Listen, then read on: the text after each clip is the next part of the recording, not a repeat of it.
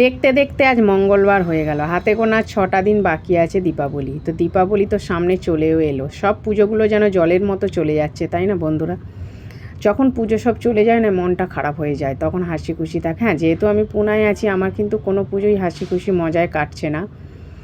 আমি পড়ে আছি এখানে কাজের জন্য। তো যাই হোক, দেখো আমি লাউ দিয়ে ডাল বানাচ্ছি, আর এদিকে টমেটম আমি ঘষে দিচ্ছি। এরকম টমেটম ঘষে দিলে আদা রসুন বাটার মতো বেশ মিহি হয়ে যায়, বেশ খেতেও ভালো লাগে, কালারফুল হয়ে যায়। ডাল আর লাউ দিয়ে ডালটা কালারফুল হয়ে যাবে, তো দেখতে অনেক ভালো লাগবে। তোমরাও কি এরকম সবজি খেতে ভালোবাসো? কিন্তু টমেটম কেটে কেটে দিলে না গোটা গোটা হয়ে থাকে সবজিতে। হ্যাঁ, নুন দিলে কিন্তু গলে যায়, কিন্তু তবুও যেন দেখবে যে বাইরের ছালগুলো গোটা গোটা হয়ে থাকে। তো যাই হোক, কেমন আছো বন্ধুরা? আমি তো অনেক ভালো আছি। আমি নমিতা, আমি ভালো আছি, তোমাদের ভালোবাসায় অনেক ভালো আছি। তো সব পুজোগুলোই চলে গেল, কেনাকাটা কি তোমাদের হয়ে গেছে? দিয়া প্রদীপ বাজি সব কিছু কেনা হয়ে গেছে? আমার কিন্তু এখনও কিছু কেনা হয়নি।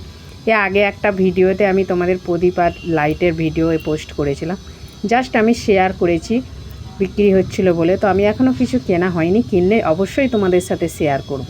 তো আমার লাউ দিয়ে ডালটা কেমন হয়েছে বলো কমেন্ট করে। আর এরম ডাল খেতে কে কে ভালোবাসো? সবাই ভালো থেকো।